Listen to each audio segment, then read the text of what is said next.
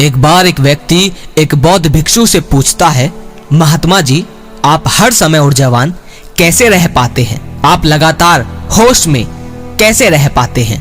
क्या आपका मन नहीं करता कि ध्यान छोड़कर कुछ ऐसा करा जाए जिससे आनंद मिले, मजा मिले? क्या स्वादिष्ट भोजन आपको अपनी तरफ आकर्षित नहीं करता?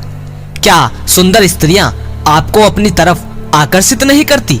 मैं जानना चाहता हूं गुरुवर कि वह ऐसी कौन सी चीज है जो लगातार आपको आपके लक्ष्य की ओर बढ़ाने में आपकी मदद करती है। मैंने ऐसे भी भिक्षु देखे हैं जो 5-5 साल से भिक्षु हैं, लेकिन मैंने आज तक उनके चेहरे पर कभी भी तनाव नहीं देखा।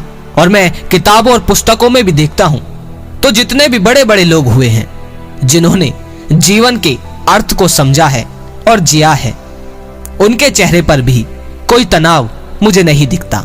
ऐसे लोगों को देखकर मेरे मन में सिर्फ यही प्रश्न उठता है कि कोई कैसे भला अपने आप को लगातार ऊर्जा से भर कर रखता है, जबकि मैं तो अपने आप को एक दिन भी ऊर्जा से भरकर नहीं रख पाता।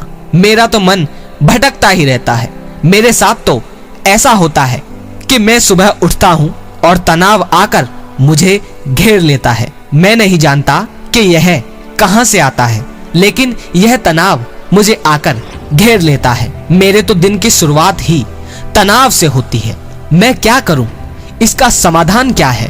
वे बौद्ध भिक्षु उस व्यक्ति से कहते हैं, बुद्ध ने कहा है, एक क्षण एक दिन को बदल सकता है, एक दिन एक वर्ष को बदल सकता है और एक वर्ष पूरे जीवन को बदल सकता है।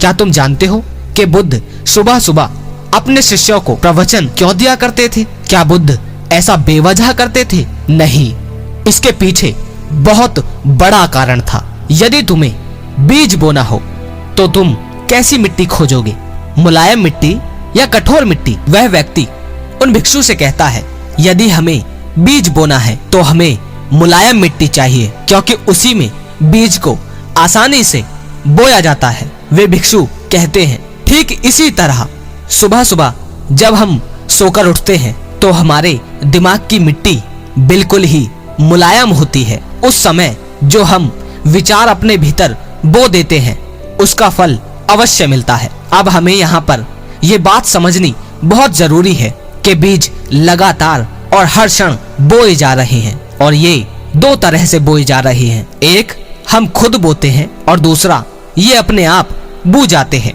अपने आप बू जाने का अर्थ है कि लोगों के द्वारा या फिर हमारी ही नकारात्मक सोच के द्वारा ये लगातार हमारे भीतर जाने अनजाने में लगातार बोए जा रहे हैं। उदाहरण से समझो, हमारी नकारात्मक सोच का मतलब है कि मैं ये नहीं कर सकता, ये बहुत मुश्किल है, मैं तो बहुत कमजोर हूँ, मेरे बस की ये बात नहीं। इस तरह के विचार हम खुद ही अपने भीतर बना लेते हैं और इनसे अपने विश्वासों को पक्का करते रहते हैं। अब ऐसा भी नहीं है कि बौद्ध भिक्षुओं के मन में नकारात्मकता नहीं आती। यदि कोई व्यक्ति जल्दी में ही भिक्षु बना है तो यह बहुत ही स्वाभाविक है कि वह किसी सुंदर स्त्री को देखकर उसकी तरफ आकर्षित हो जाए, लेकिन जो बीज सही समय पर उसके भीतर बो गए हैं वे उसे कुछ भी गलत करने से रोक लेते हैं। उसके भीतर जो बीज बोए जा चुके हैं वे उसे उसके रास्ते से भटकने से रोक लेते हैं।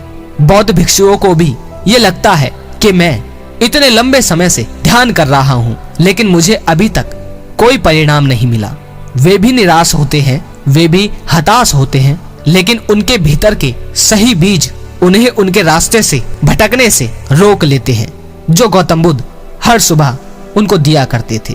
बहुत से ऐसे भी भिक्षु हुए जो भिक्षु बनकर दोबारा से संसारी बन गए, क्योंकि वो लगातार अपने भीतर सही बीज नहीं बो पाए। इसका अर्थ ये नहीं है कि भिक्षु बनना सही है और संसारी बनना गलत।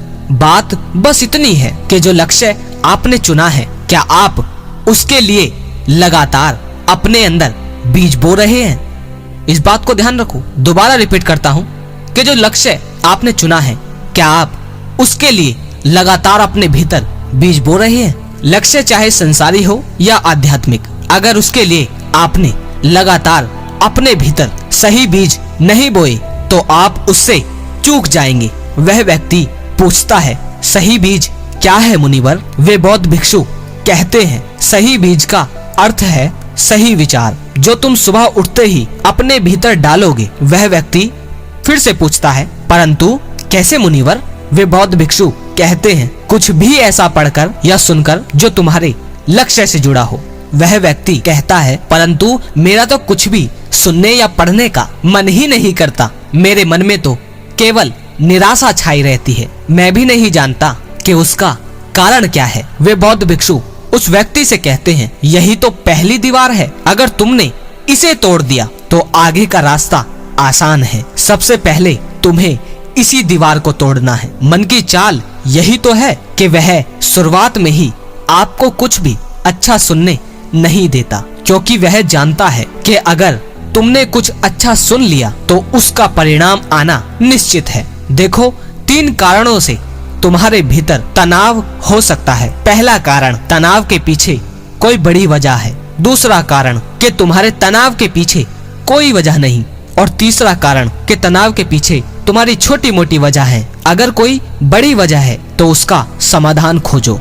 हर समस्या का समाधान मनुष्य के भीतर ही उपस्थित है। और अगर कोई वजह नहीं है तो इस कार्य को करो जो मैंने कहा है। और अगर छोटी मोटी वजह है तो भी इस कार्य को करो जो मैंने कहा है। अपने भीतर सही बीज बो। वे सही बीज तुम्हें हर समस्या से बाहर निकालेंगे। मन विचलित है, परेशान है, कोई बात नहीं, कुछ अच्छा सुनना शुरू करो। धीरे धीरे उस विचार की पकड़ तुम्हारे तनाव पर बनती चली जाएगी और तुम ये पाओगे कि तुम्हारे जीवन को देखने का नजरिया बदलने लगा है। तुम्हारी सोच बदलने लगी है। कम से कम कुछ समय के लिए तुम अपनी सोच को बदल पाओगे और कुछ अच्छा कर पाओगे। वह व्यक्ति उन भिक्षु से पूछता है, क्या ऐसा केवल कुछ समय के लिए ही होगा? क्या मैं हमेशा ऊर्जा से भरा हुआ नहीं रह सकता? वे बौद्ध भिक्षु कहते हैं, हाँ हो सकता है, लेकिन उसके लिए तुम्हें लगातार अपने भीतर सही बीज बोते रहने होंगे। तुम अगर एक बार बीज बोकर ऐसा सोचो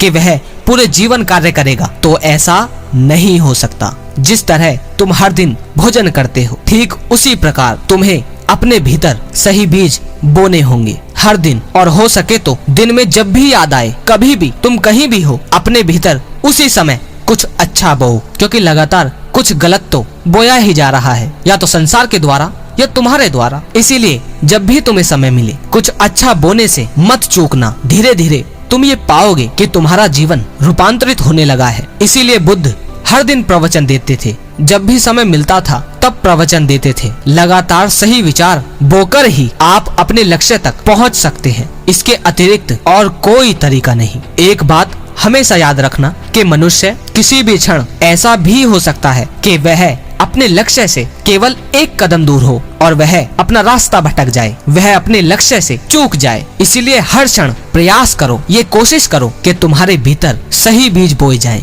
यही अपने जीवन को ऊंचा ले जाने और हर वृत्ति से आगे जाने का समाधान है। अगर इस वीडियो में तुम्हें थोड़ा कम समझ में आया है तो दोबारा देखिए। और अगर इस वीडियो को गहराई से, जिसे मैं आपको ठीक से समझा सकूं, तो एक वीडियो और बना दूंगा। कमेंट में जरूर बताएं कि इसकी अगली वीडियो चाहिए पवन भाई। और अगर लगे शेयर करने लायक तो शेयर जरूर किया कीजिए। अगली वीडियो में फिर मिलते हैं। जय श्री कृष्णा।